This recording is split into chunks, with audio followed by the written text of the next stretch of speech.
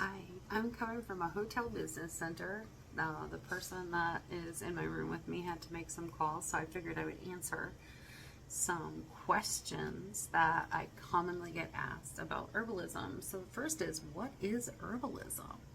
So herbalism is the practice of using plants for wellness and healing. So some of these plants can also be food, and they would be called, we call them like food herbs, but like dandelion and burdock, chickweed, and some are used more primarily just for herbal medicine.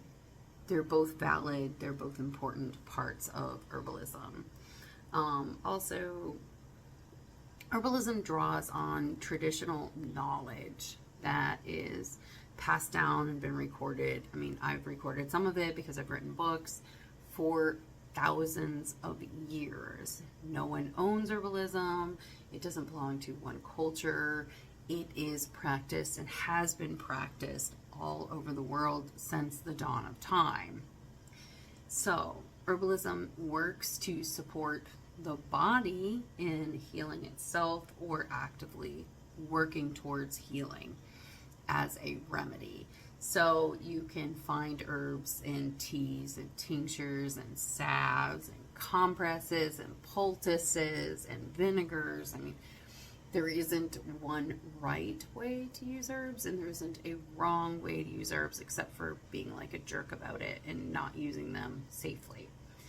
But honestly, herbalism is one of these tools that there's a reason why it has been part of how we take care of each other since the dawn of time, because it works and it's accessible. And yes, I know it doesn't work for everything. Don't come for me on that kind of stuff. I realize that there are times when you need other things. I'm not talking about those times. I'm talking about day to day. I'm talking about things that we can manage in our own homes, in our households, and with our children.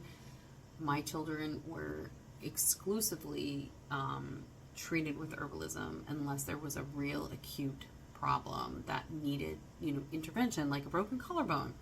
So the reality is that herbalism is a tool that you should have in your tool chest for your family and to care for your family.